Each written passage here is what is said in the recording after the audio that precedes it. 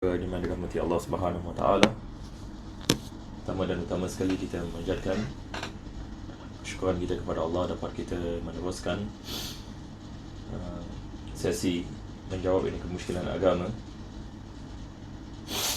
dan kita berdoa kepada Allah Subhanahu Wa Taala mudah-mudahan Allah memberkati ini kita semua insya-Allah, dan Allah mengampunkan segala dosa kita dan berikan kepada kita taufik dan hidayah.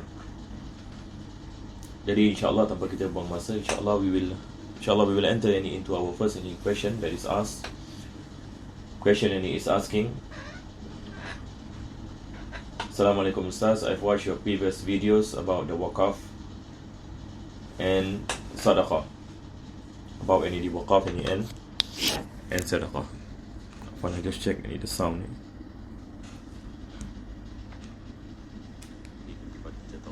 Hidayah. Jadi insyaAllah tanpa kita buang masa, insyaAllah we will.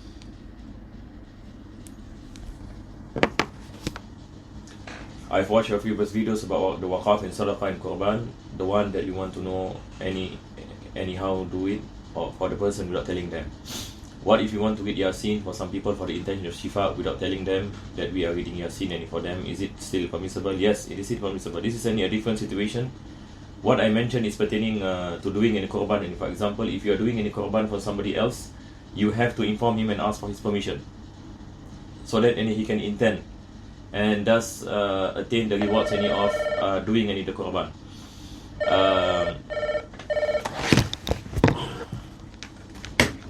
So that he what you call it can make the intention of doing the korban. But pertaining to reading Yasin for shifa, this is merely a dua. This is two different things. When it comes to dua, you can make dua for anyone, without even asking for their permission, and you can make dua for them. And reading Yasin to make dua, is one of the sunnahs in making dua, that we recite the Quran, and we make the Quran as a wasila, as a form of tawassul, so that Allah Subhanahu Wa Taala answer our prayers. And this is a sunnah, and thus it is something that is permissible. I hope that answers the question. Jadi soalan ini menanyakan berkenaan dengan kalau sekiranya seorang itu dia mahu apa kita mengatakan, dia mahu membaca Yasin ini untuk seseorang. Dia mahu membaca Yasin ini untuk seseorang.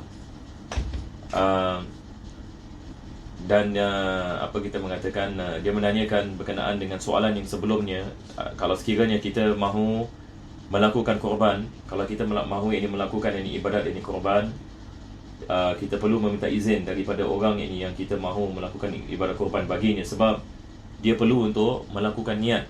Bila kita mengatakan ibadat korban bagi seseorang, dia perlu menjatuhkan niat, maka itu sebab kita harus meminta keizinan daripadanya. Tetapi berkenaan dengan kita nak mendoakan seseorang, tak perlu kita minta izin.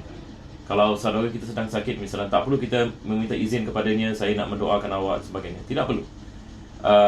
Ini perkara yang semua orang ini melakukannya. Kita mendoakan bagi semua kaum mukminin mukminat biasa dalam solat Jumaat misalnya, dalam khutbah Jumaat, salah satu daripada rukunnya adalah Allahumma ighfir lil mu'minina wal mu'minat. Ya Allah, berilah keampunan kepada semua kaum mukminin dan kaum mukminat. Maka ini merupakan doa yang umum, yang mana Nabi SAW mengajarkan kepada kita. Maka membaca Yasin dan berdoa ada sunnah. Ini adalah daripada wasilah, seperti mana Allah mengatakan, Ya ayyuhalladzina amanu taqullaha wabtaghu ilaihil wasilah. Syarilah wasilah untuk mendapatkan anugerah daripada Allah. Salah satunya dengan bacaan surah Yasin, bacaan Al-Quranul Karim, surah Fatihah dan sebagainya. Dan kita menjadikan bacaan ini sebagai sebab Allah mengabulkan doa, yang mana Allah memberikan syifa kepada fulan bin fulan. Jadi ia tidak ada masalah ini sama sekali. The second question is asking, does Allah Subhanahu Wa Taala give certain humans the gift of foresight through dreams or other means? Yes, Allah Subhanahu Wa Taala give certain people the foresight through dreams. This is in the knowledge of Tazkiyah, we call it ilham. That's what Allah mentioned in the Quran. فَأَلْهَمَهَا فُجُورَهَا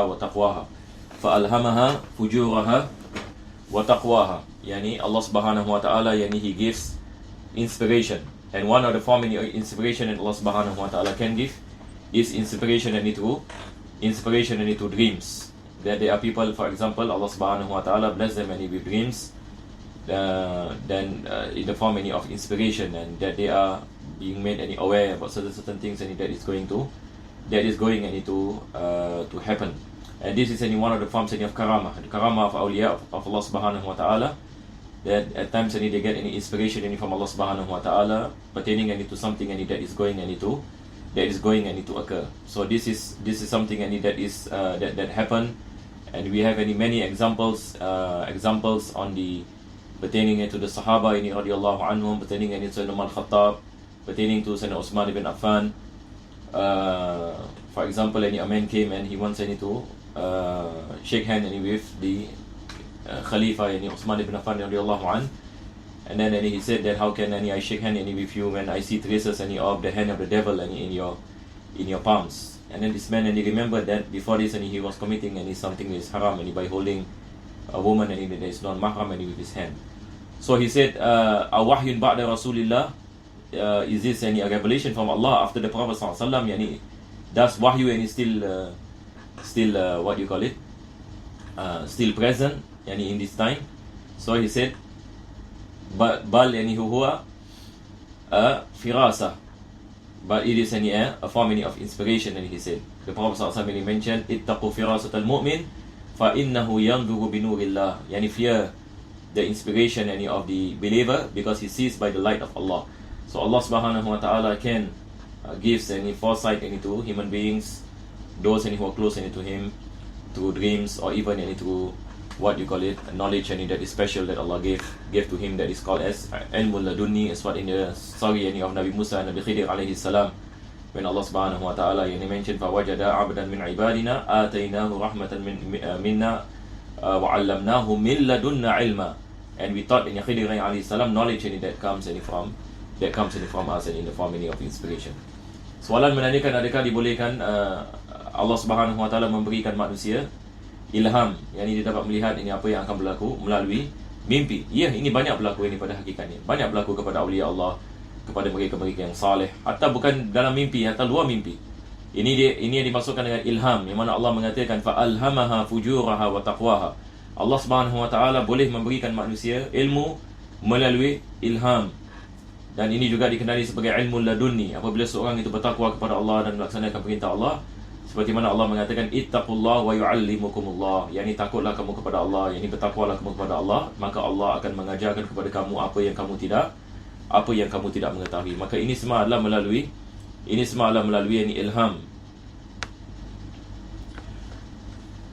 Soalan seterusnya, the next question asking, Assalamualaikum Ustaz, harap semua dalam keadaan sihat. I would like to ask on behalf of my friend, which is married and for 13-15 years, and her husband is in state of midlife crisis, feeling lonely. But for this question of polygamy, recently came across about your topic of polygamy, whereas if the wife asking for a divorce is haram because she doesn't want to be bermadu.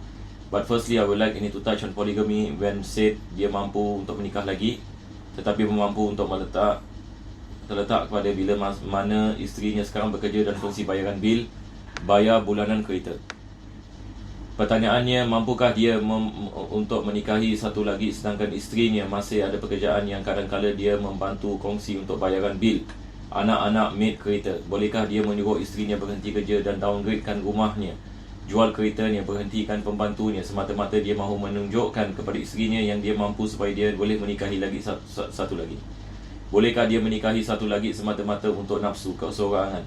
The other question is, you mentioned haram if our wife asking for divorce when her husband having polygamy, but what about woman's right? Apa hukumnya dari sudut berikut? Maka Ustaz, pertanyaannya agak panjang. Jazakallah khairan.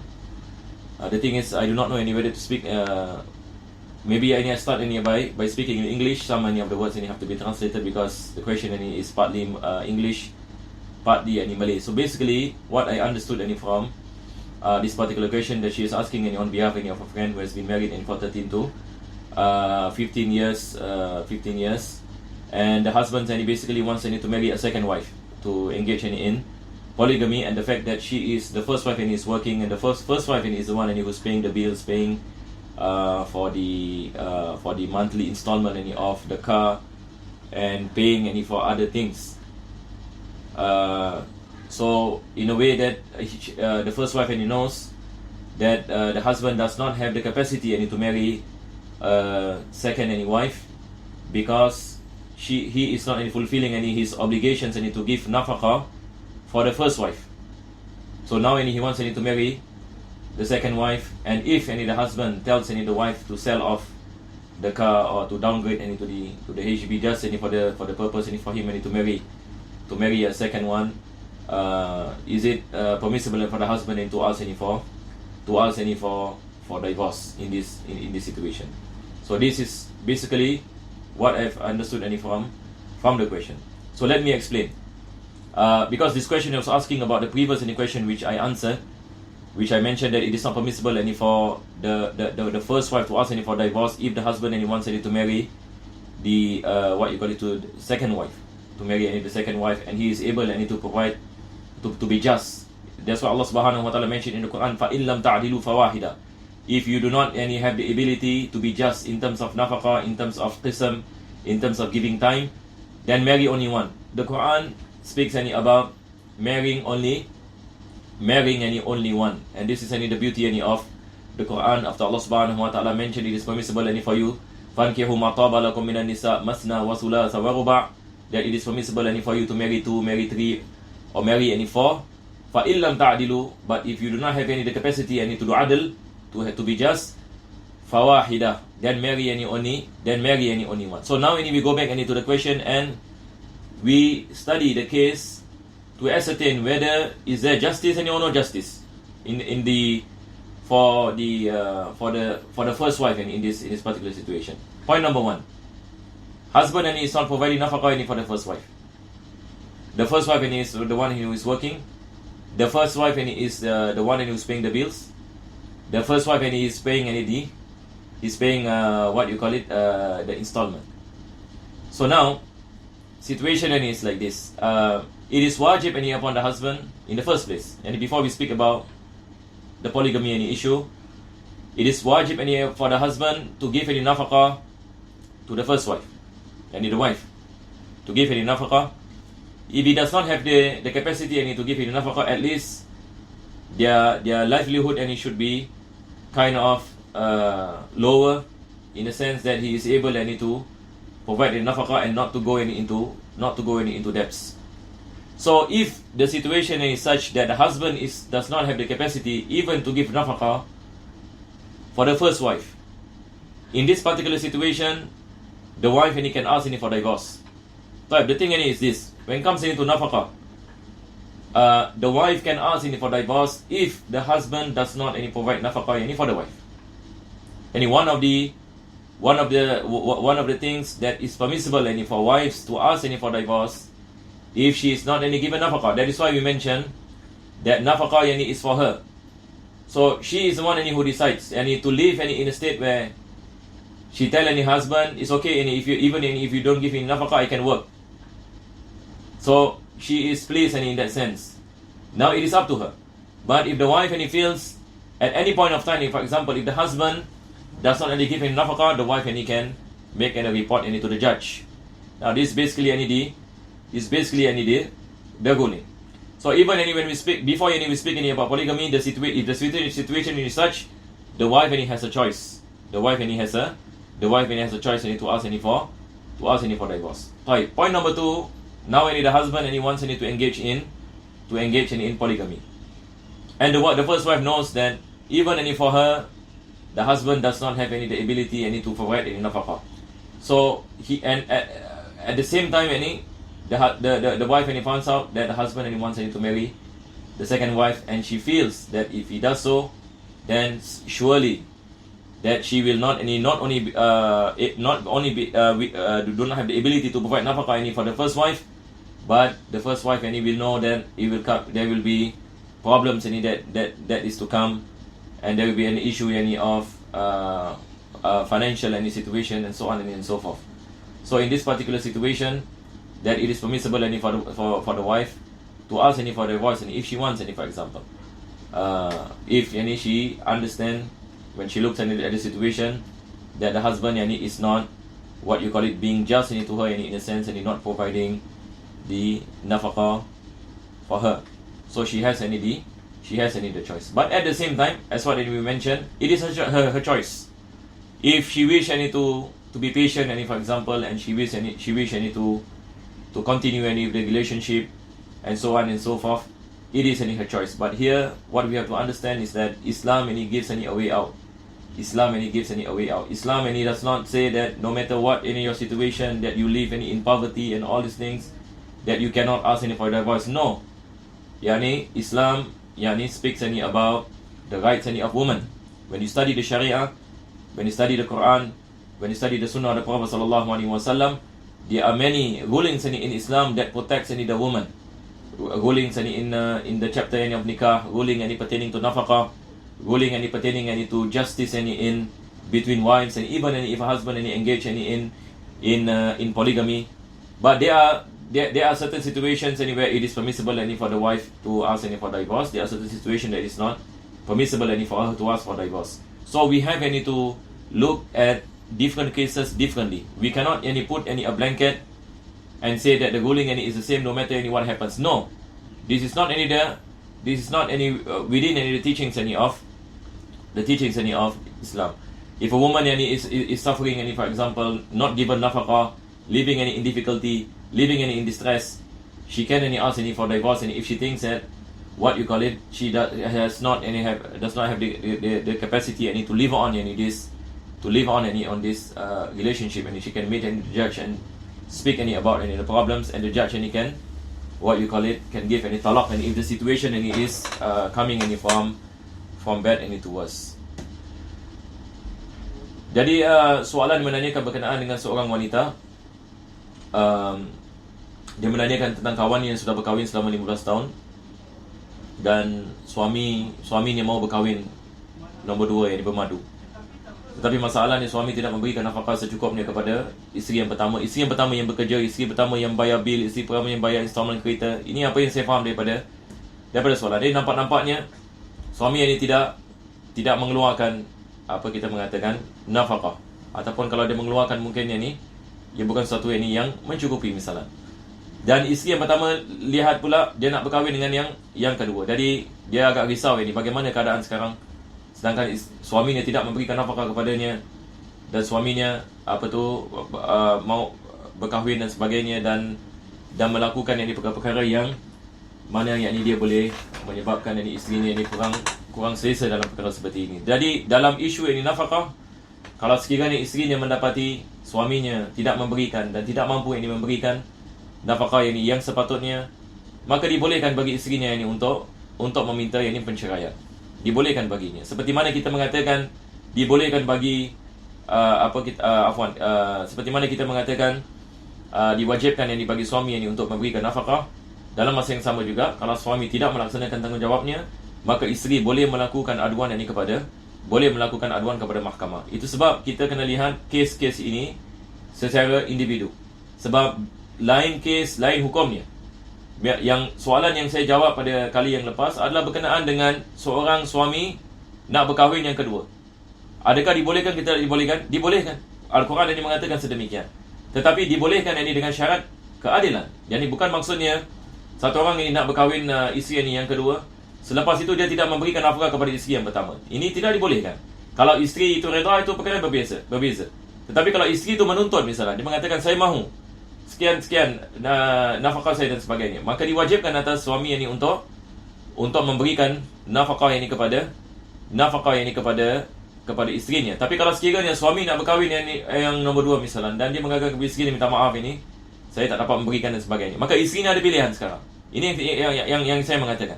Sekarang isterinya ada pilihan untuk mengadu kepada mahkamah dan mengatakan kepada mahkamah, saya tidak diberikan sekian, maka saya nak menuntut nafkah saya dan sebagainya. Dan kalau sekiranya suami betul-betul tidak dapat memberikan nafkah, maka isteri boleh meminta kepada talak, dan hakim boleh menjatuhkan talak dalam keadaan ini seperti ini.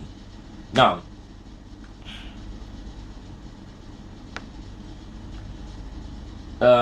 the next question asking, Assalamualaikum Ustaz. Waalaikumsalam. Number 1, is it permissible to marry a non-Muslim, Christian or Catholic? without him or her converting? The answer is no, it is not permissible. Christian and Catholic nowadays, they are not Ahlul Kitab. So we have to differentiate between who are the Ahlul Kitab and who are the not any the Ahlul Kitab. The Quran speaks about the permissibility of marrying Ahlul Kitab. Are the Christians or Catholic today Ahlul Kitab? No, they are not any Ahlul Kitab, because one of the conditions of Ahlul Kitab is that they are able to trace their lineage to the followers of Nabi Isa alayhi salam, who believe in the prophecy of Nabi Isa alayhi salam as a prophet and not as a son of God. These are the people of Ahlul Kitab. But when it comes to the Jews, the Orthodox Jews, yes, they are Ahlul Kitab. If a Muslim wants to marry an Orthodox Jew, although it is not recommended, and in Islam not recommended, unless there are no any Muslim woman and all these things, but it is permissible for Muslims to marry Orthodox Jews, Orthodox Jews, because these are the Ahlul Kitab, and they know about their lineage, that they can trace their lineage into Nabi Musa alayhi salam. In some of the Orthodox Jews, and nowadays you can find, for example, their lineage into certain prophets of Allah subhanahu wa ta'ala. They know their lineage, but when it comes to Christian and Catholic, mostly are converts, and they do not have any lineage. Even if they have, they are not aware, mostly. But it is possible, and if you can find someone who knows about their lineage, and it goes back to the disciples, for example, goes back to the Hawariyin, to the disciples of Nabi Isa alayhi salam, then they are considered to be Ahlul Kitab. But normally we cannot find. I've never heard, for example, nowadays, like a person finds a Christian or Catholic that is able to trace their progeny back to the Hawariyin. So far we have never heard. Wallahu alam bisawab. And especially if the Christian is a convert Christian, and not any from the followers of Nabi Isa alayhi salam, because most of the followers of Nabi Isa alayhi salam, either they are Kan'aniyin or they are Bani Israel. Either they are from the Bani Israel, the Jews themselves, or they are from the Kan'aniyin, like nowadays we say the Palestinians, because the disciples basically they are Kan'aniyin, the what do you call it, the tribe of the within the people of Palestine today. So they are the followers of Nabi Isa alayhi salam, the early followers of Nabi Isa alayhi salam, before the coming of the Trinity. Before the coming of the Trinity, those who believe in the right message of Nabi Isa alayhi salam, where Nabi Isa alayhi salam is a prophet of God, and believe in Allah subhanahu wa ta'ala, and they are Muslims. If they can trace their progeny to these people, then only they are Ahlul Kitab. So I hope it is clear, inshallah. Number two, if a Muslim marries a non-Muslim to a civil marriage, is a marriage valid in Islam? Not valid at all. It is not considered to be any marriage, as though there is no marriage. Number three, and should they have a child, would the child be considered out of wedlock? Yes, it is considered to be out of wedlock, but the child is a Muslim. The child is a Muslim. I'll be most careful if the questions can be answered. Dari soalan yang menanyakan pertama sekali, adakah dibolehkan kita berkahwin dengan seorang Kristian ataupun Katolik tanpa dia convert kepada ataupun masuk ke dalam agama Islam? Tidak dibolehkan. Sebab mereka bukan Ahlul Kitab. Yang dimaksudkan dengan Ahlul Kitab adalah mereka-mereka yang nasabnya kembali kepada pengikut Nabi Isa alaihi salam. Ini yang seperti mana Allah Subhanahu wa taala mengatakan dalam Al-Quranul Karim,